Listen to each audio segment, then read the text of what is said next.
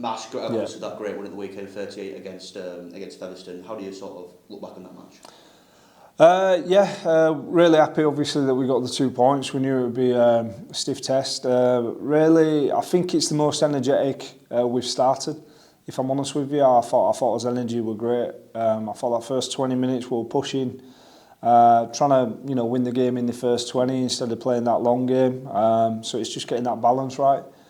You don't want your team too rigid, but at the same time, when you're playing quality opposition, you want to make sure that you're respecting territory and possession. So there's a few areas we can work on there, but overall, listen, I'm really proud of them. Really proud of the lads. It wasn't a perfect display. There's loads of areas that we can go chasing, but ultimately it's about getting the 2 points, isn't it? And we got them, so happy days.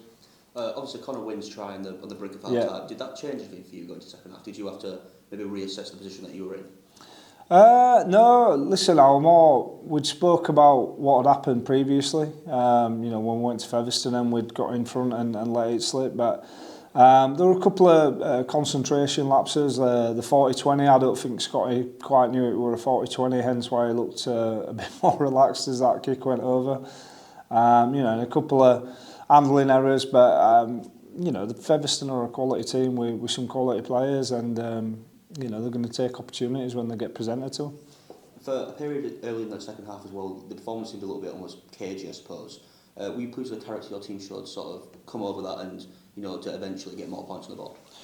Yeah, listen, Featherston, I know Mugs are, as I've said all along, they're going to be in the mix. They've got some of the best players in the Championship that are in their squad, and we always knew it was going to be a tough game. Sometimes momentum's with you, and other times it's with the opposition, and it's about how you handle them moments. And I thought my team handled it really well. So as I said, just a pleasing win. Really happy we got it, and now full focus on Sheffield on Sunday. It's now 9 wins in a row, and I believe it's 1 defeat in 15. Right. What's the mood like in the camp? It must be absolutely fantastic to be around that group of players when everyone's playing with a smile on their face. Yeah, it's competitive, if I'm honest with you. I mean, I know, rightly so, that the press are going to start going on about things like that. Like, literally, I'm not lying to you when I tell you we're just going 1 week at a time, and there's competition for spots. There's areas of his game that we feel we can get a lot better in. We definitely won't be getting carried away with yourself. We definitely won't be, thinking that we've achieved what we want because we're nowhere near. At the end of the day, I think we've got 20 points on the board now, and there's another 20 points to play for yet. So, Toulouse is still setting the tone. They're still in the number 1 spot, and we'll all be chasing them, won't we? And then hopefully at the end of the year we'll have got us rewards if we carry on just going 1 game at a time and not getting carried away with yourself. I suppose the weekend itself as well shows that in this league anyone can sort of beat anyone. Widnes getting a win at Toulouse, Bradford falling at Barrow. How happy are you with the competitive nature of the Championship, where it is that open and that expansive, where anyone can beat anyone? I think it's great. I think it's exactly how professional sports should be. You want leagues that are competitive, don't you? It makes an exciting watch for your neutral fan. Makes an exciting competition as a coach because you know that you've got to be on top of your game every week. Makes an exciting competition as a player because you're getting tested every week. It's great. It's best Championship I've seen in many a year. Really enjoying it, and as I say, our job's simple. We just keep on going week by week and putting his best foot forward, so to speak. You've got Featherston, you've got Sheffield next up. Yeah. How's your squad shaping up? Is there any fresh injuries from that match at Featherston? No, we seem, touch wood, we seem okay from it. Obviously a few sore bodies as you'd expect playing against a team of that calibre, but I'm just trying to think. Jesse's probably another week off, being back in contention. Mitch Clark's obviously got through okay. Joe Law's got through okay. Will Dagger's probably 2 weeks off being available for selection, and then Bailey Antropos has just stepped up his rehab. So we're getting there. Taylor Pemberton, we just got some news back on him. It's not as bad as we first feared, so that could be a 4-weeker. So we just got to keep keep going week by week. There's going to be a few bumps along the road. There's going to be a few surprises, as there always is, but you just got to take it as it comes and just not get too carried away with it.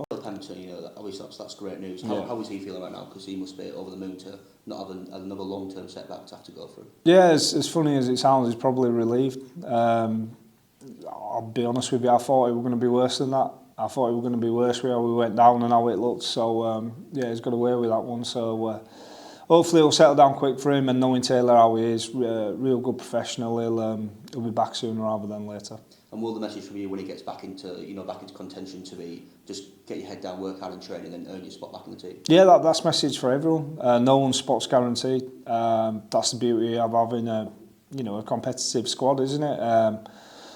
I don't think anyone right from as captain through to the youngest to the oldest player think that the spots are guaranteed. They all know that they've got to earn the stripes every week. We're not one of these teams that live in the past. We live in the moment, and people want to do the business every week to keep the shirt. It's as simple as that. From your squad as well last Sunday, Akuma Tai, was he just being rested for the match? Yeah, Akuma, we had Mitch coming back, and I've just got to be smart with Akuma. He plays a full-blooded game, doesn't he? He's not getting any younger, and we're just going to make sure that we do the right thing by him as much as us. So I give him the weekend off, and a well-deserved weekend off as well. Is that one of the benefits of having such a big squad, but a squad that's also right now not being too hampered by injuries, that you have the options to rest players if needed? Yeah. Listen, I'm not a massive fan of resting them. It's just I think certain players, earn them, and you've got to be smart with them. And Akuma definitely falls into that bracket. He's an absolute champion guy. He goes above and beyond. He'd do anything you need, not only for the team, but any individual, connected to the club. He's just an absolute gem of a bloke. So it's the least we can do is just to give him a bit of time with his family when we've got that luxury, I suppose. Sheffield Eagles up next. Yeah. What do you make of their threats? Yeah, I think dangerous. They've still got, I know they're going through a bit of an indifferent season in terms of Sheffield standard, but they've still got some dangerous players, in the ranks. Corey Johnson's a player that I've admired for quite a long time, and we're well aware that if we go into that game dipping us toe, we'll get burned, and you've just alluded to it. It's such a competitive league, and Sheffield are well capable of beating anyone on the day, so we're just going to make sure we keep his standards where they need to be, and it's a mentality test as well, making sure that I'd be really disappointed if any player did. I don't think they would, but going in thinking they can just rock up and it's going to happen for them, because it's too tough a game for that to happen. You've talked about it quite a few times in recent weeks where with this running format you're on, you're expecting teams to want to knock you off your perch. You're expecting the same from Sheffield on Sunday?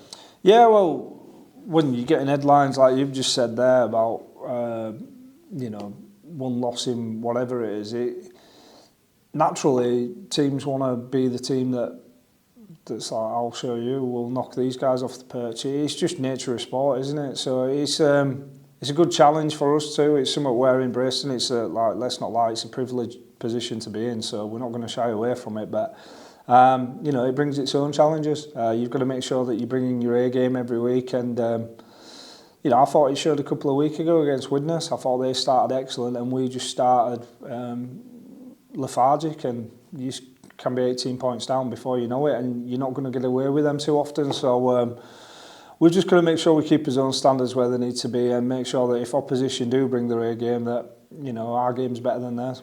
I know that as a head coach you're never sort of satisfied with. Yeah. You're never going to say it's the perfect performance, are you? But, yeah. With such a good run of form as well, what sort of improvements do you want to see from that run of form that you think you can take into the Sheffield match? Oh, there's loads that we're chatting about internally.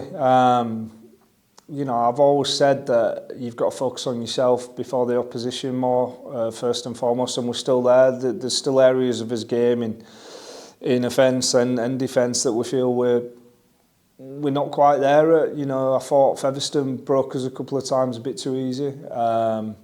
There's certain things ball in hand that we feel we can tidy up, and We've got our own standards we want to judge ourselves by, so we'll carry on chasing that standard. And as I said, I'm not saying it for a soundbite that I feel we're at 5 out of 10. I genuinely do feel that there's 50% more improvement in us. And each week we've just got to keep on trying to get that improvement, haven't we?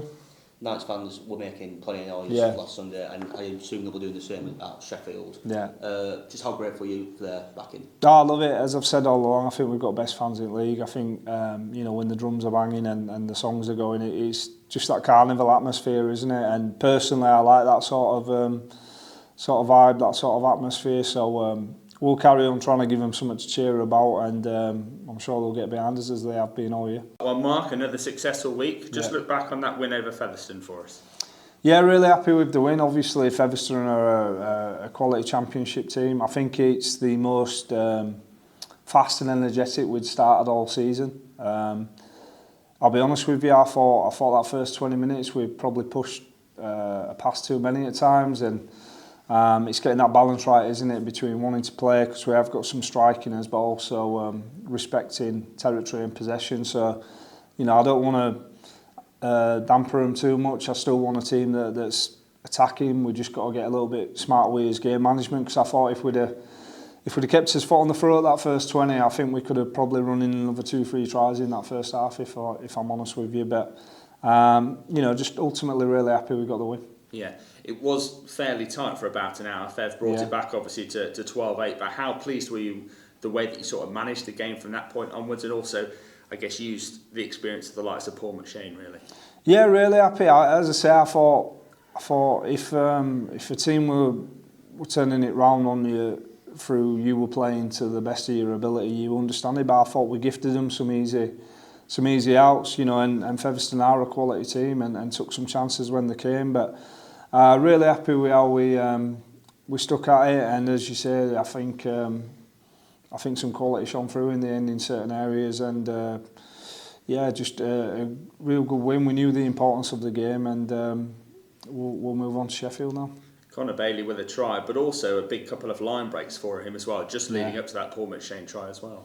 Yeah, Connor's been going really well. Obviously, he's got a lot of strengths as Connor, and he's been working hard on other areas of his game that he knows he can improve. But I think one of his biggest strengths, obviously, that late footwork going into the line, and it's great to see him. I mean, he's a kid that I've coached since he was 14, so it's great to see him, kicking on and pushing himself to that next level. Yeah. Back-to-back tries for him as well. You said he's been going really well. Someone else that's been sort of going well at the moment, Connor Fitzsimmons, on the score sheet, first try in his second start of the season.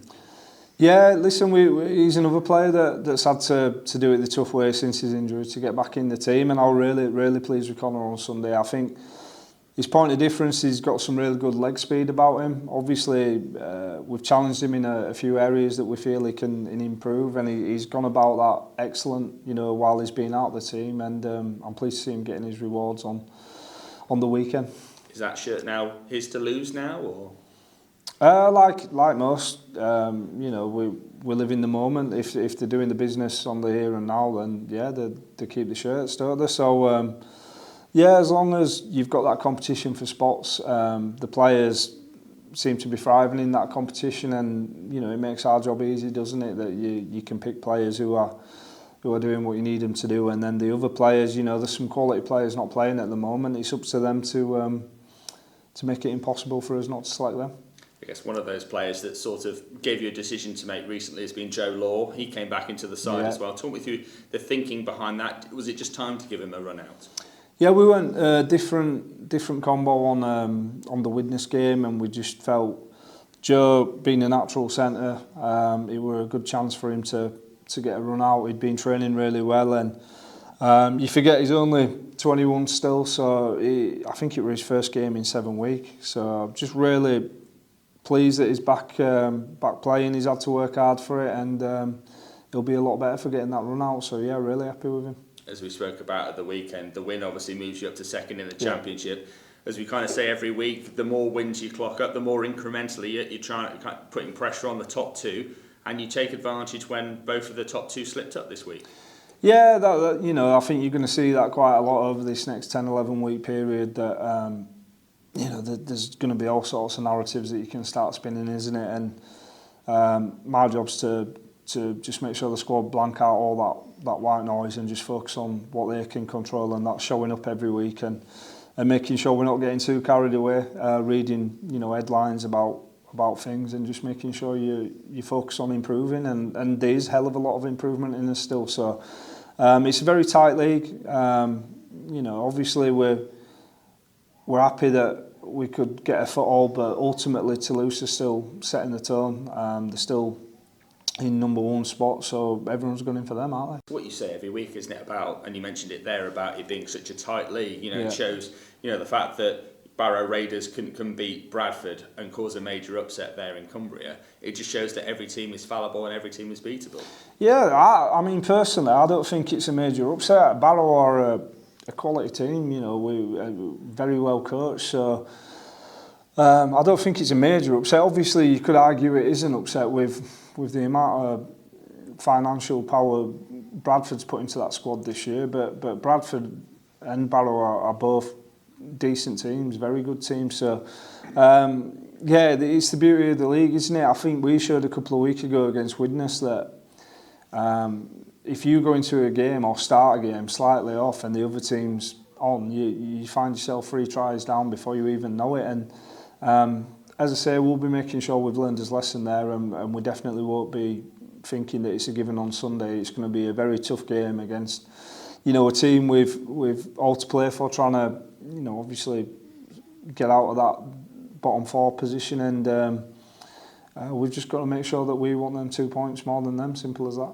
Just looking at your team news, Toa Matarafa was cited after Connor Wynn's second try for Featherston. Do we know any more about that situation? No, I'll find out tomorrow, but I'll be honest with you, I'll be a bit puzzled if he does get anything for it. Obviously, you don't want to see a player get injured, but I'm not sure what else he's meant to do. He's trying to prevent a try. He's not going in to try injure said player. He's literally trying to prevent a try. So unfortunately, obviously Connor took a couple of knees, but I don't think there's any malice in it, and I'm not quite sure, how you could cite someone for trying to do the job as a fullback and stop someone scoring a try. So we'll see if anything does come of it, but I'll be a bit disappointed if it does. Yeah, I think that was Paul Cooke's bone of contention afterwards, that Toa seemed to dive in with the knees and obviously made contact with the lower back. I think Cookie would have rather, you going in with the hands, but I guess in the moment, that's what the split-second decisions that you're making.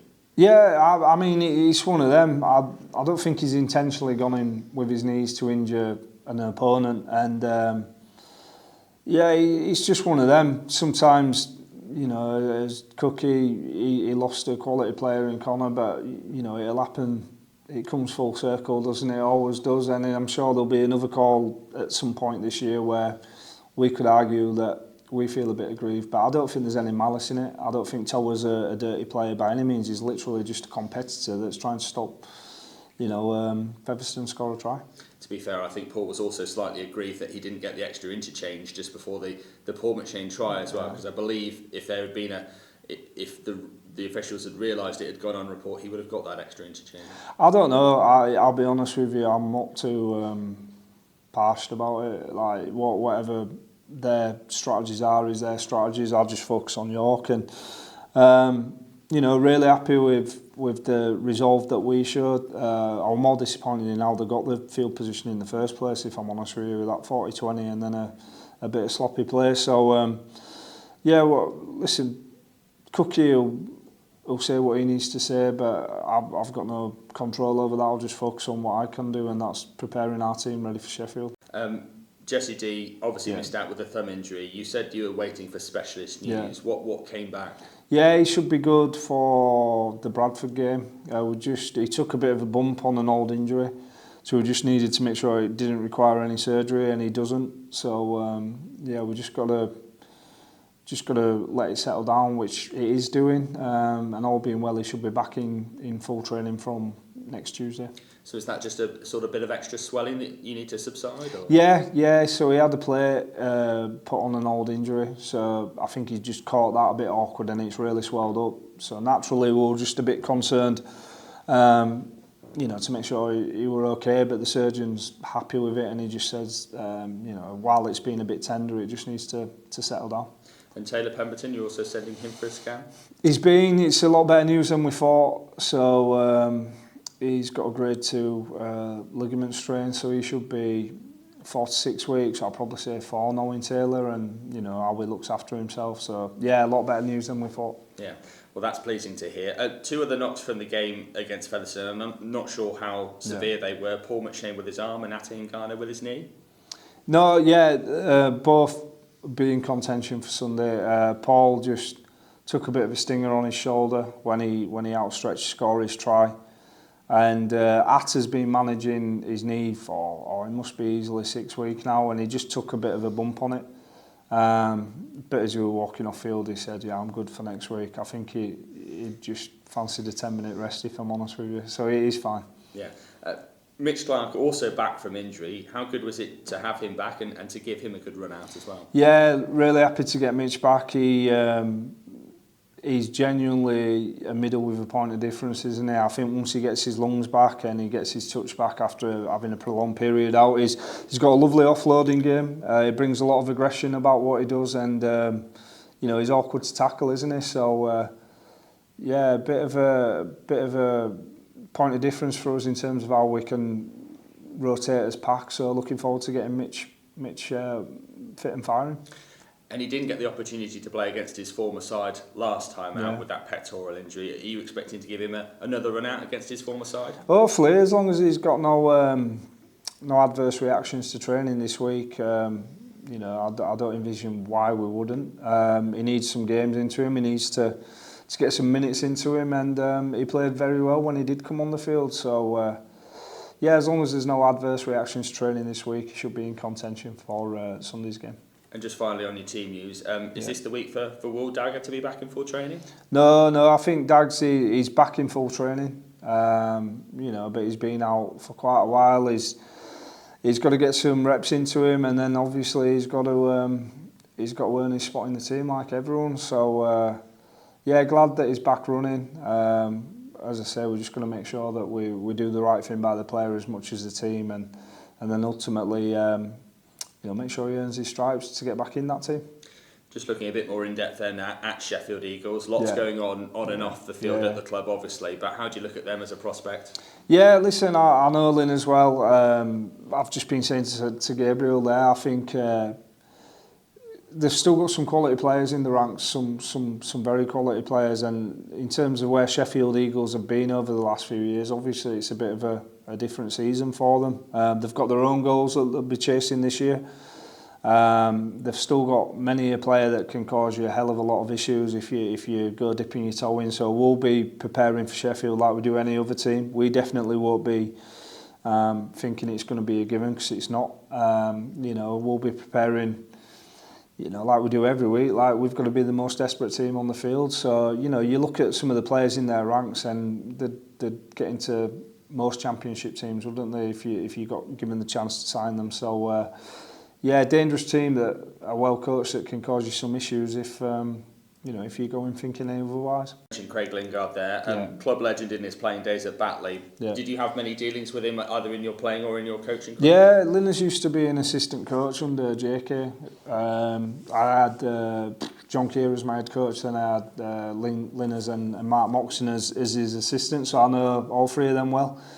I know exactly Linners' strength. He'll be tapping into that underdog mentality this week for sure, and he'll make sure that his team's nice and galvanised, ready to come and have a crack at us this week. So we won't be thinking it's going to be an easy game, and I think I'd like to think none of us players will. I'll definitely be sending that message across if anyone does, but I think we've got a pretty smart group that understand that games don't just get given to you. I thought we learned a valuable lesson against Widnes, that I thought Widnes started excellent and we started a little bit flat, and what were it, after 15 minutes we're 18-0 down, so we can't afford to be doing that too often, so we need to make sure that we keep his own standard where it needs to be, and I'm not just giving you sound bites when I say I feel we're at 5 out of 10. I still feel there's a hell of a lot of improvement in us, and we'll be chasing them improvements and trying to put them into practice against Sheffield. And I guess likewise, Sheffield are chasing their own improvements. For 4 defeats in their last 5 games, and as we've mentioned, it has been a tough season for them. So I guess it would mean a lot to them to get a major scalp. 100%, and we've all been on both sides of the coin as players and coaches now, but in everyone else's eyes, barring maybe theirs, that we're going to be going in as favourites, aren't we? And in that sense, they've got nothing to lose, so that's a great place for them to be in terms of they can just go out and put the pressure on, and then from us, we've got to make sure that, you know, we're not the team that slip up as such. So yeah, we're definitely not doing anything other than respecting Sheffield fully, because they are a very good championship team. I know it's been a bit of a different year for them through, you know, a load of internal politics that's obviously had to get sorted out, but ultimately when them players go out onto the field, there's still some dangerous players out there, and they've got a quality coach, so you know, we can't afford to take his foot off the gas. And playing at the Olympic Legacy Park, are you pleased it's a 3 o'clock kick-off on a Sunday rather than a Friday night under the lights? Yeah, I remember last year we played Wakefield on the Sunday and we had Sheffield on the Friday night, and yeah, when bombs were going up, I couldn't see the ball. I mean, it's not an advantage to any one team because obviously you're both playing under it, but I just remember thinking this is different. Yeah, so I'm glad it's 3 p.m. on Sunday. It'll make viewing easier as a coach. But yeah, listen, a field's a field. It's same for both teams, and we train on 4G, so it's no issue there. As I say, it was just different seeing bombs go up and losing sight of them. I felt for wingers on both sets of teams, if I'm honest with you. I was just glad I used to play in middle. Yeah, I felt sorry for Andy Atkinson as well, trying to call the action from the other side of the pitch as well. I think it was testing for everyone. Just finally, when you faced them before the Wembley final, 48-8 win, a pretty convincing win in the end. Were you pleased with that, and are there elements that you can take into this game? There were areas we were pleased with. There were also areas that I was filthy with, if I'm honest with you. If I remember rightly, we had a pretty nice start that I think his first 2 or 3 sets we obviously scored, but I thought then that kind of, we just went dipping his toe in a little, and it were hard to be too critical, because I know it was the first time that a lot of us, including myself, had a game that you needed to nail before going into, you know, a final. And it's hard to say to people, don't think about going into that final, because none of us have been in that situation. So I hope we've learned his lesson there, and you know, it's a new game. I'd be just really disappointed that if we do manage to, you know, get a lead, we let another team into it again by dropping his own standards. And likewise, we just got to make sure that we start how we want to start as well.